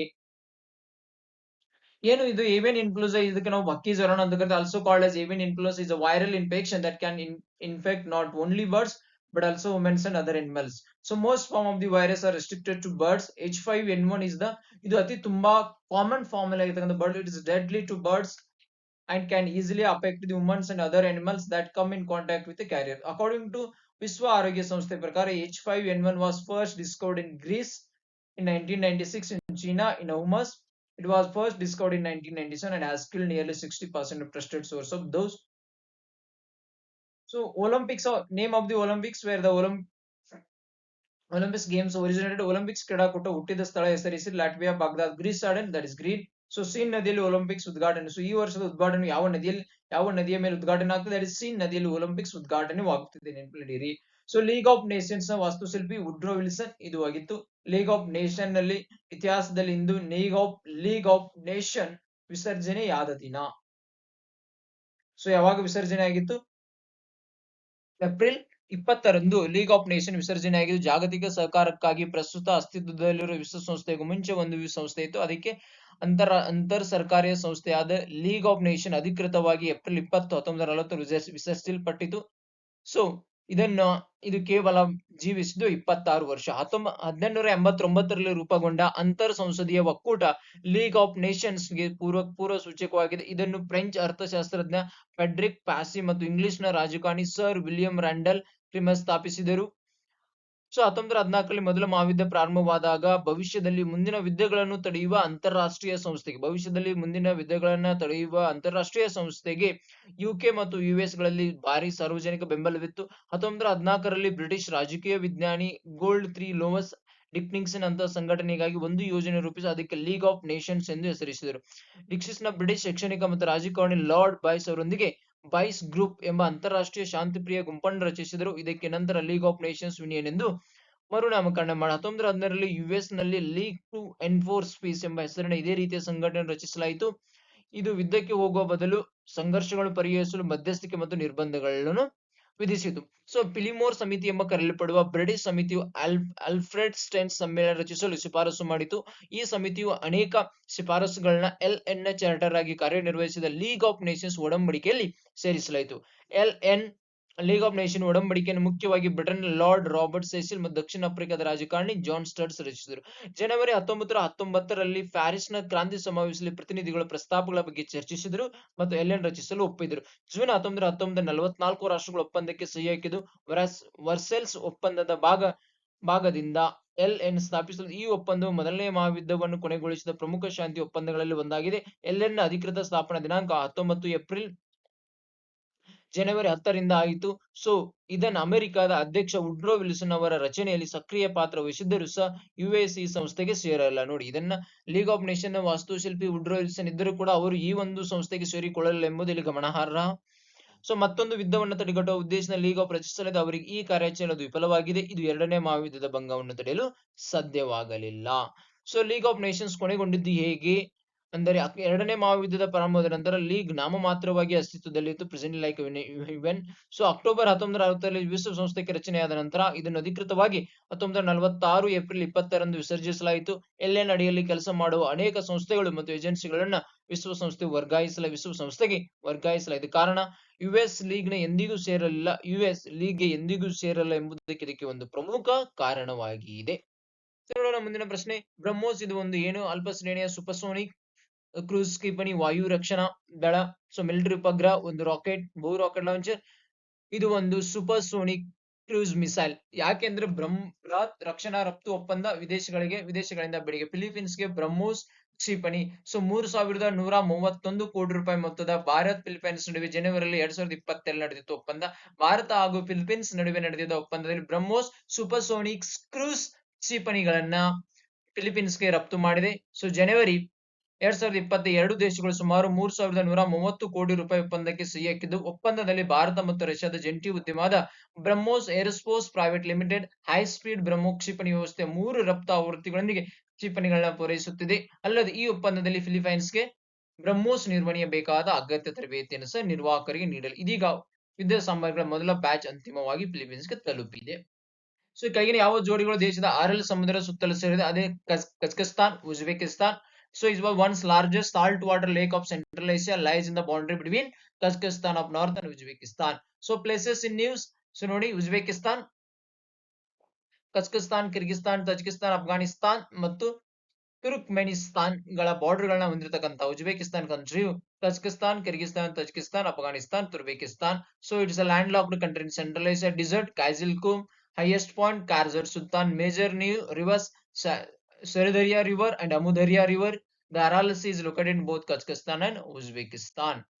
So short in news in short ಗಳು ನೋಡ್ಬೇಕಾದ್ರೆ ಭಾರತದ ಮೊದಲ ಹೈಬ್ರಿಡ್ ಪಿಚ್ ಧರ್ಮಸ್ಥಳ ಕ್ರೀಡಾಂಗಣದ SPA ಕ್ರೀಡಾಂಗಣದಲ್ಲಿ ISO ಪ್ರೋಬಾ EA ಮಿಷನ್ ಇಂಡಿಯಾವು ಭಾರತ ಯಾರೊಂದಿಗೆ ಪ್ರಾರಂಭಿಸಿದ್ದಾರೆ? That is ESA.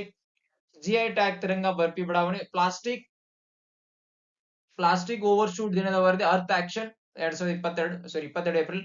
So space program launched by DRDO, that is Indian Navy. Bishkek Jatra Mahotsav 2024 Nepal. Mission Victor says United States of America. Bank app banned by RBI. Which bank? That is Bank of Baroda bank app ಅನ್ನ RBI. But the Mount Rong volcano is in present in that is in Indonesia. Skytrack awards to world best developed Hamad International Airport. Indonesia oldest Air Force pilot passed India's oldest Air Force pilot passed away recently. That is Dalip Singh Mazita. So first country to get vaccine in meningitis, noted in Nigeria. So brand ambassador of space in Sanjana Gandhi or Sanjana Singhi, not a Gandhi. So which country passed the world strictest anti-smoking bill? Britain. So Madhapur, Fair, Gujarat.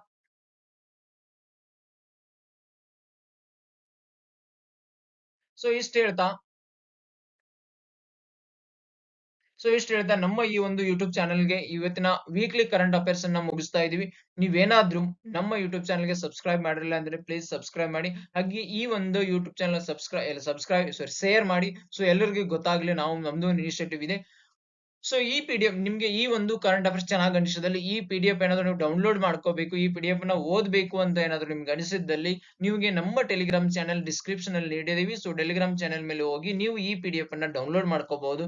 ಇಷ್ಟು ಹೇಳ್ತಾ ಇವತ್ತಿನ weekly current affairs ಅನ್ನ ಮುಗಿಸ್ತಾ ಇದೀವಿ. Thank you, ಧನ್ಯವಾದಗಳು. ಜೈ ಹಿಂದ್, ಜೈ ಕರ್ನಾಟಕ ಮಾತೆ.